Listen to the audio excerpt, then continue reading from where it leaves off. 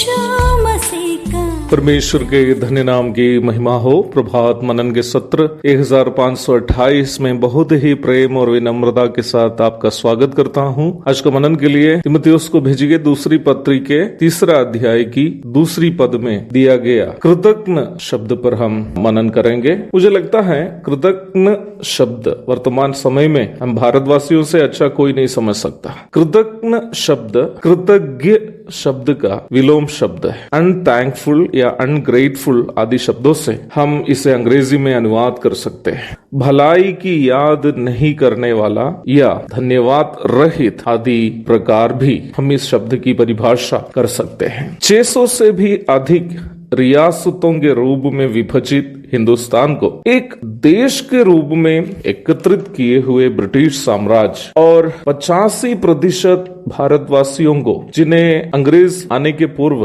पढ़ने लिखने की आजादी नहीं थी, उन्हें पढ़ने के लिए स्कूल कॉलेज आदि खोलकर पढ़ने के लिए प्रोत्साहन किए हुए मसीही मिशनरी लोग और भारत को एक दरिद्र देश की अवस्था से वर्तमान की स्थिति तक पहुंचाए हुए भारत के महान भूतपूर्व प्रधानमंत्रीगण एवं अन्य महान नेतागण जैसे महात्मा गांधी सभी को निर्दयता पूर्व निंदा किया जाने वाला एक समय में मैं और आप जी रहे हैं। उन सभी के द्वारा की गई भलाइयों को न केवल हम याद करते हैं बल्कि उन महान लोगों की जो त्यागपूर्ण जीवन बिताकर भारत की भलाई के लिए यहाँ तक अपनी जिंदगी को भी बलि कर दिया, उनकी निंदा किया जाने वाला एक समय में एक जमाने में मैं और आप जी रहे हैं। समाज के हर क्षेत्र में इस प्रकार के कृतज्ञ लोग भर गए हैं। कई वर्ष के पूर्व मैं जब बिहार के मोतीपुर नामक जगह में एक मिशन स्कूल में पढ़ा रहा था, एक साथी शिक्षक को जो बिहार के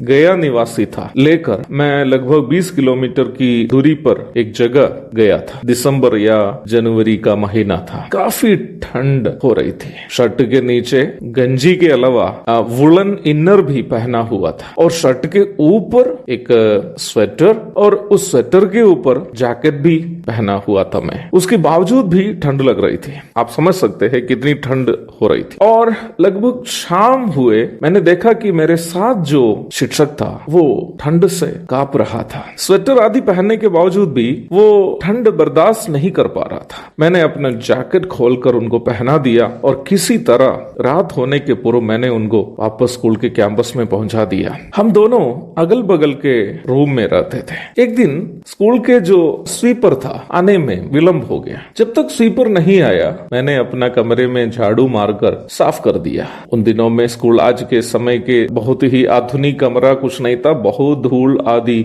उड़ता था। मेरा साथी शिक्षक एक देखते हुए कि मैं अपना कमरा झाड़ू मार रहा हूँ, देखते देखते वो नहाने के लिए बाथरूम चला गया। जब वो बाथरूम में था और स्कूल का स्वीपर आया और उस शिक्षक के कमरा के सारा कचरा झाड़ू मारकर वो एक जगह इकट्ठा कर दिया। उनका उद्देश्य था कि बाद में अन्य कमरों में भी झाड़ू मारने के बाद आके उस इकट्ठा किया गया कचरा को उठाकर ले जाएंगे। इसी बीच मेरा साथी बाथरूम से वापस आया। उन्होंने सोचा कि मैंने अपना कमरा के सारा कचरा उठाकर उनके कमरे में इकट्ठा करके रख दिया। बिना कुछ बोले उन्होंने उस सारा कचरा उठाकर मेरे रूम में आकर डाल दिया। मैंने उनसे कुछ नहीं बोला, परंतु उन्होंने जो काम किया उससे बढ़कर उनकी जो मानसिकता मुझे काफी दुखी कर दिया था। बिहार की सेवकाई में अक्सर मुझे निराश और हताश की हुई एक बात लोगों की इस प्रकार की मानसिकता है। मैं यह नहीं बोल रहा हूं कि जो भी भलाई मैं औरों के लिए करता हूं उसके लिए लोग मुझे धन्यवाद देते रहे, परंतु कई बार बिल्कुल अयोग्य लोगों के लिए भी जो मदद के लिए बिल्कुल लायक नहीं है उनके लिए भी जो भलाई की जाती है उससे वे लोग इतना नहीं कि उस भलाई को कृतज्ञता से अर्थात धन्यवाद के साथ स्वीकार करते हैं, उल्टा ये भी सोचने लगते हैं कि उनके लिए जो भलाई की उसके वो लायक है, अर्थात वे लोग उस मदद पाने के लिए लायक थे, नहीं तो उनका वो हक था इसलिए उनको भलाई की गई। हमारा देश एक ऐसा देश है जहां बहुत कम लोग थैंक यू और सॉरी बोलते हैं। हम इसलिए थैंक यू नहीं बोलते हैं क्योंकि हम ये सोचते हैं कि हर एक मदद हमें दूसरों से मिलती है उसका हम हकदार हैं। हम इसलिए थैंक यू बोलना पसंद नहीं करते हैं। हम सोचते हैं थैंक यू बोलने पर अगले के सामने हम छोटे हो जाएंगे। हम सॉरी इसलिए नहीं बोलते हैं क्योंकि हम कभी भी दूसरों की परेशानियों के विषय में चिंतित नहीं हैं। हमारे देश में हर एक अगला व्यक्ति को